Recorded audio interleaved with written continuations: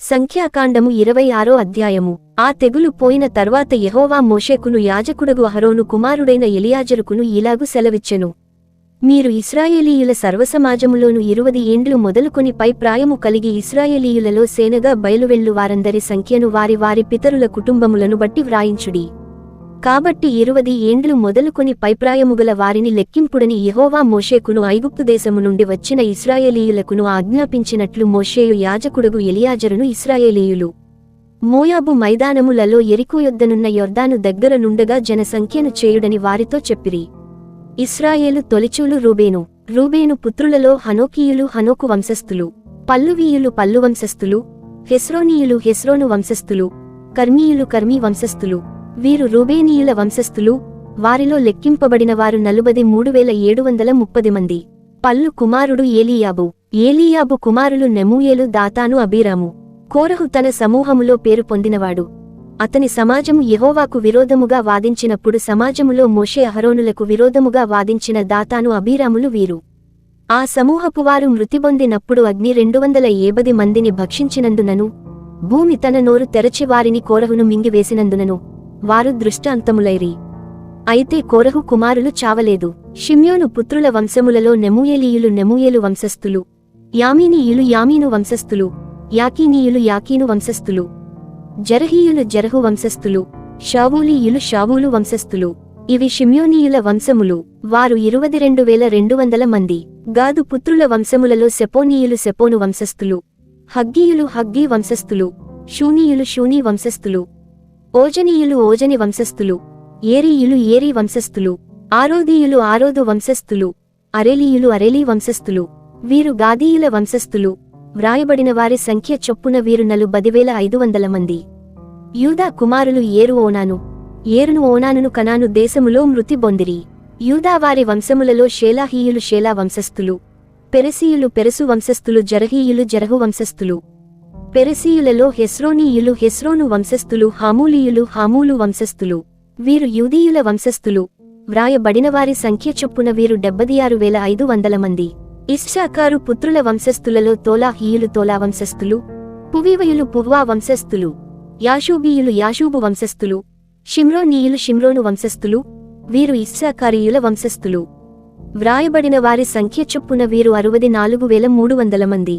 జబూలూను పుత్రుల వంశస్థులలో సెరెదు వంశస్థులు, ఏలోను వంశస్థులు, యహలేలు వంశస్థులు. వ్రాయబడిన వారి సంఖ్య చొప్పున వీరు 60,500 మంది.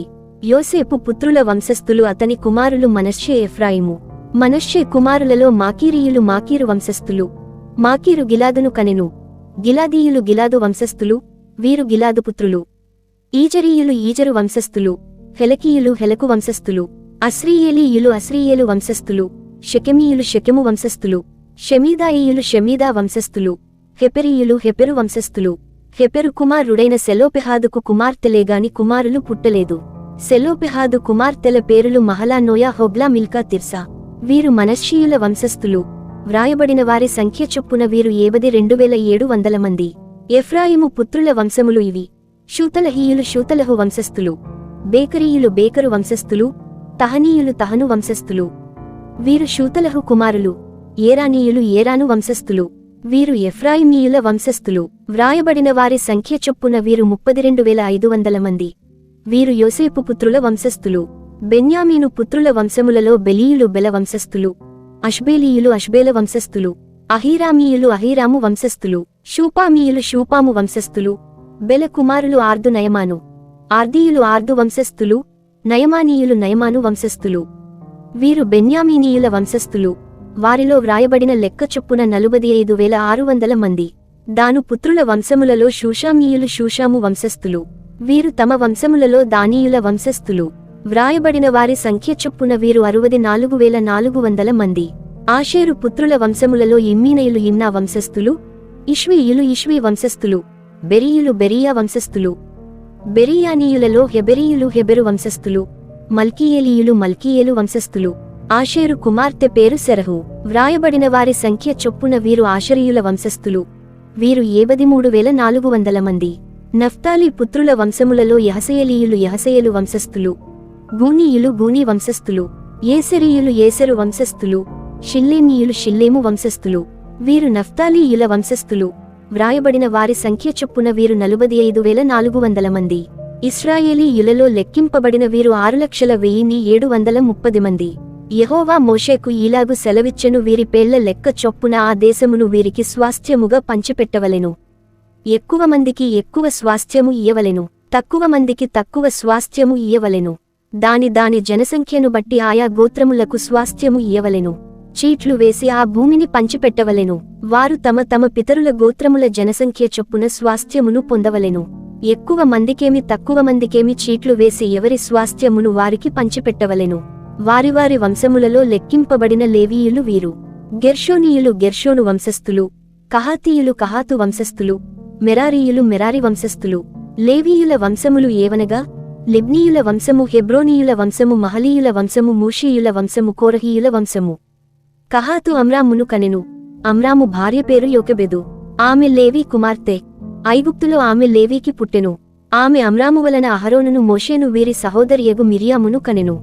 అహరోను వలన నాదాబు, అబీహు, ఎలియాజరు, ఈతామారు పుట్టిరి. నాదాబు అబీహులు యెహోవా సన్నిధికి అన్యాగ్ని తెచ్చినప్పుడు చనిపోయిరి. వారిలో నెల మొదలుకొని పైప్రాయము కలిగి లెక్కింపబడిన వారందరూ 23,000 మంది. వారు ఇశ్రాయేలీయులలో లెక్కింపబడినవారు కారుగనుక ఇశ్రాయేలీయులలో వారికి స్వాస్థ్యం ఇయ్యబడలేదు. యెరికో ప్రాంతములయందలి యొర్దానునొద్దనున్న మోయాబు మైదానములలో మోషేయు యాజకుడగు ఎలియాజరును ఇశ్రాయేలీయుల జనసంఖ్య చేసినప్పుడు లెక్కింపబడినవారు వీరు.